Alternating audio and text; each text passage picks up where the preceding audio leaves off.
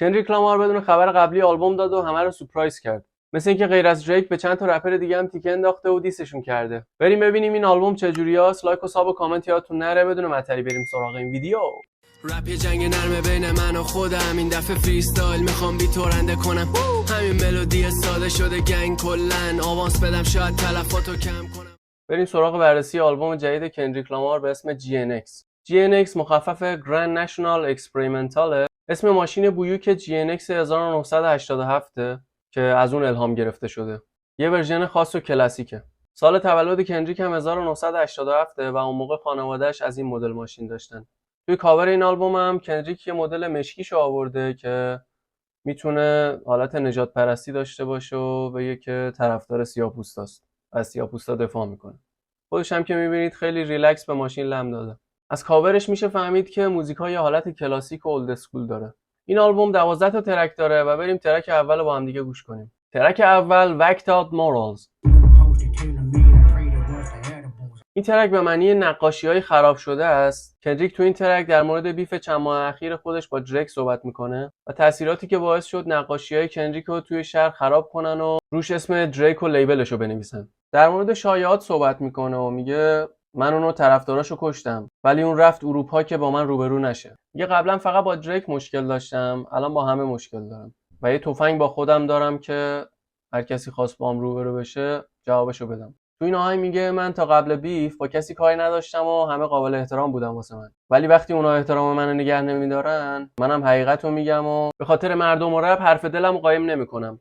چند تا نصیحت میکنه و میگه به حاشیه توجه نکن و تلاش کن تا اول شی و خدای بازی بشی، حتی اگه بهت گفتن نیستی. بدون که هر کسی تو این بازی بهت گفت دوست داره و رفیقته بهت دروغ گفته. توی ورس 2 به جیکول اشاره میکنه و میگه نمیخواد ازم عذرخواهی کنی، ما با هم مشکلی نداریم، یه رقابت هنری بوده و من برات احترام قائلم.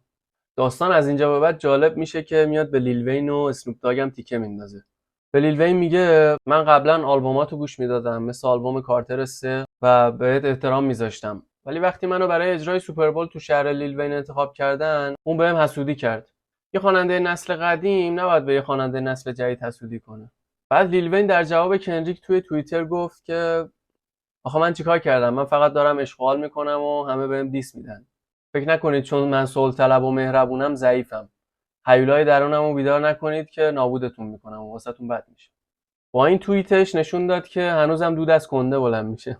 بعدش میره سراغ اسنوپ داگ و بهش تیکه میندازه و میگه اسنوپ داگ دیسترک تیلور مید فریستایل رو استوری کرد. من فکر کردم از روی چتی این کارو کرده و بی خیالش شدم.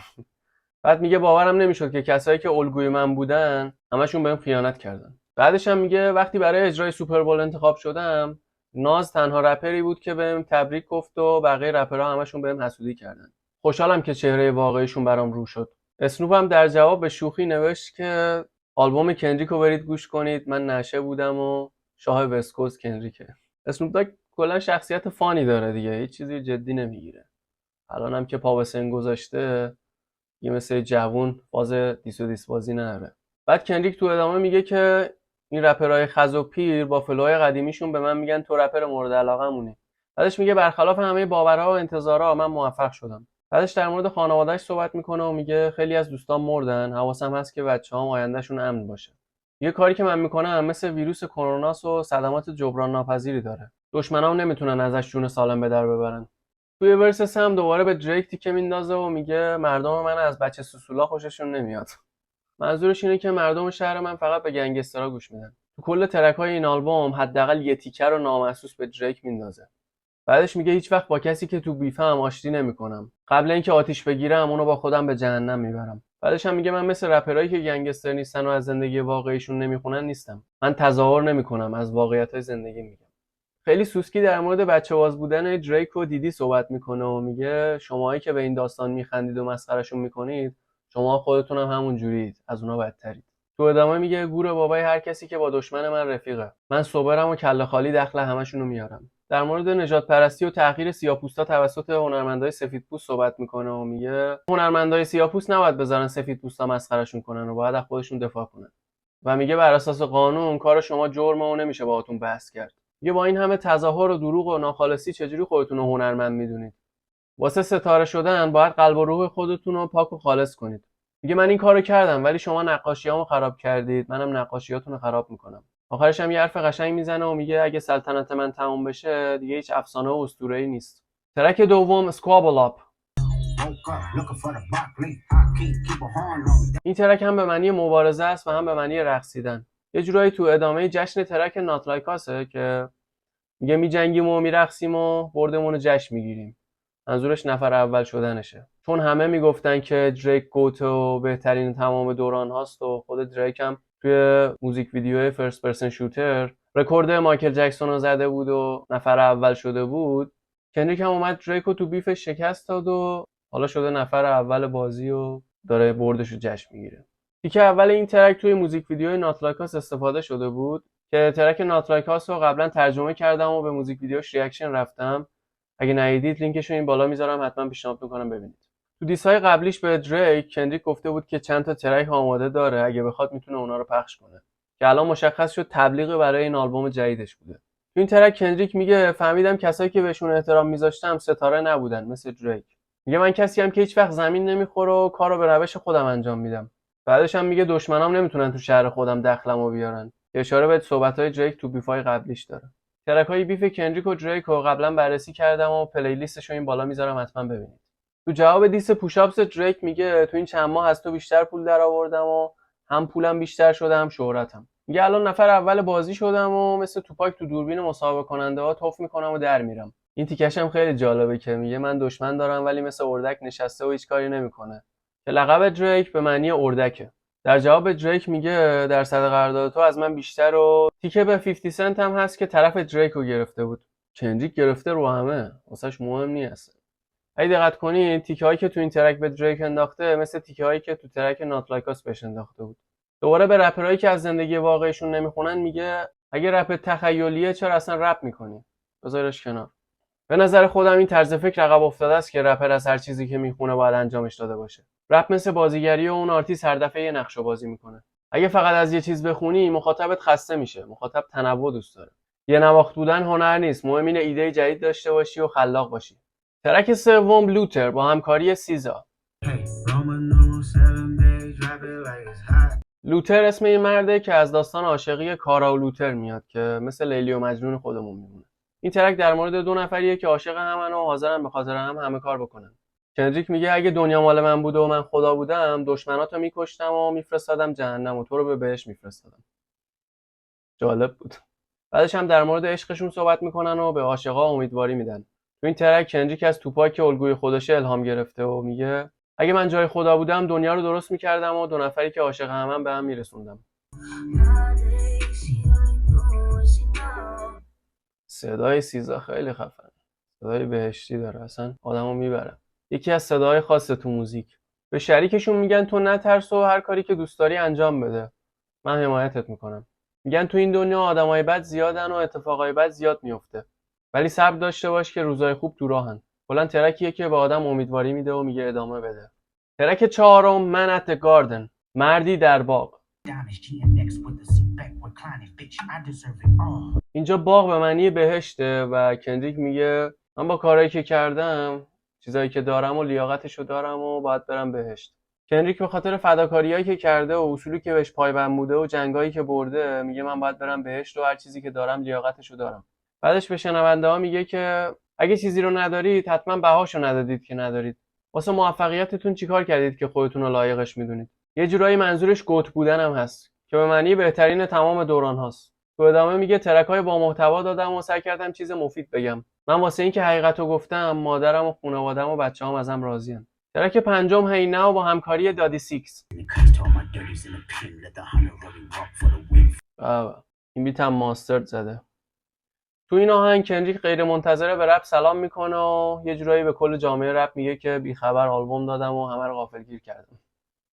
همین کارم کرده دیگه. کندریک میگه اینقدی قویه و تو آرامشه که کسی نمیتونه شکستش بده و آرامشش رو به هم بریزه.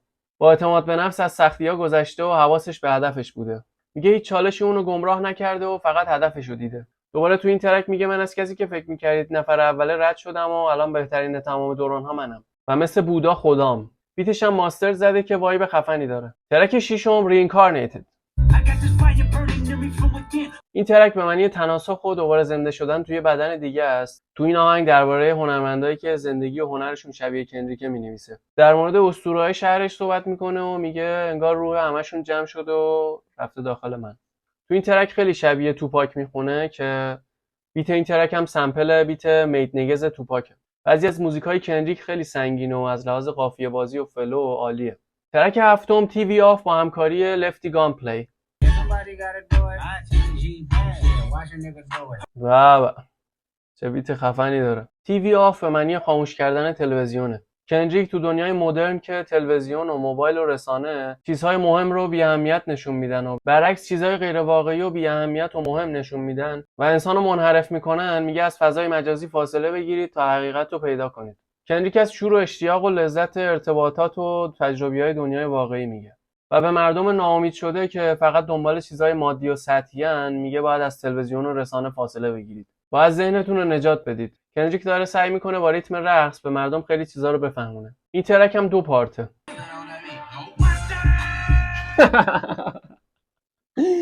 دهن سرویس. چرا اینجوری ماستر صدا میکنی؟ ترک هشتم داجر بلو با همکاری رادی ریچ. داجر یه برند لباسه که مال لس آنجلسه و هم اسم تیم بیسبال لس آنجلس که لباس و تیم مورد علاقه کندریک لاماره. تو این ترک کندریک با همکاری رپرهای شهرش به شهرش افتخار میکنه و در موردش میخونه. بیت ترک حال و هوای وست کوست و غرب آمریکا رو داره. کندریک در ادامه با افتخار از هویت و شهرش صحبت میکنه و میگه شما دوست دارید تو شهر من زندگی کنید چون بهترین جای آمریکاست. ترک نهم پیک بو با همکاری اس چایک. این ترک در مورد تو خالی بودن و بی‌مفهوم بودن خیلی از ترک‌ها و رپراست و میگه شما ترکاتون مثل پاپه، فقط وایب داره که بیشتر به مامبل رپ داره تیکه میندازه. چون رپرهای کامپتن اکثرا گنگسترن و سختی کشیدن و بی پول بودن، تو کتشون نمیره که آهنگای مزخرف بقیه رپرها رو تحمل کنن. این اصطلاحه برای تحقیر کردن بقیه رپرها و یه جورایی داره هوشون میکنه. ترک دهم هارت پارت 6. این ترک به معنی قلب قسمت 6ه که کندریک یه سری ترک داره The Hard Part از 1 داره تا 5 که قسمت 6ش هم دیسبک دریک به کندریک بود که اینجا میاد بدون د حرف اولش یه ترک میده به همین اسم که میگه قسمت 6ش هم مال خودمه. بیت این ترک دقیقاً شبیه بیتای هیپ هاپ دهه 90 آمریکاست. بیگی هم یه ترک داره که بیت این شبیه اونه. تو این ترک برخلاف اسمش که تو بیف با دریک استفاده شده بود، هیچ حرفی در مورد بیف نمیزنه. در مورد فرهنگ و زندگی شخصی خودش صحبت میکنه. در مورد سالهای اولیه کاریش تو موزیک میگه. در مورد لیبل تاپ داگ یا TDE و بلک هیپی صحبت میکنه. به بودن تو اون لیبل‌ها و هم تیمیاش افتخار میکنه. و میگه ما دلی همو دوست داریم و موفقیت داداشام موفقیت منه. در مورد کارهایی که تا رسیدن به اینجا تو مسیر موفقیتش کرده صحبت میکنه. تو این آهنگ کندریک یه جورایی داره با لیبل TDE خدافظی میکنه. میگه داداشام از این تصمیم من ناراحت نیستن و بهش احترام میذارن. ترک 11 GNX با همکاری هیتا جی تری، یانگ تریت و پیسا. همونجوری که اول این ویدیو گفتم GNX یه ماشین بویوک کلاسیکه. این ترک یه ترک گنگه و توش کندریک با بقیه رپرها در مورد اعتبار خیابونی خودشون و کارهایی که هم تو رپ و هم توی گروه گنگستری انجام دادن صحبت میکنن. یه جورایی دارن میگن اولین و بهترین شهرشونن و هر کی باشون در بیفته دخلش اومده. میگن ما مثل طالبان رحم نداریم. بیت اولد باحالی داره و هی به هم دیگه میگن بگو کی این کارا رو کرده و اون یکی هم جواب میده من. دهنت سرویس کندریک. یادم اون پورنگ افتادم میگفت کی از همه زرنگ‌تره، بقیه میگفتن من. ترک 12 به ترک آخر این آلبوم گلوریا با همکاری سیزا.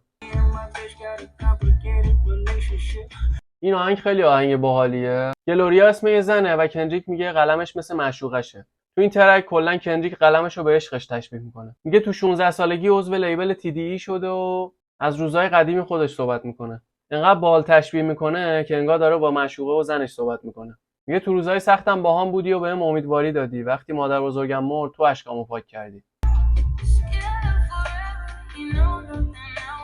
و صدای بهشتی سیزا رو داریم که کارو خفن کرده.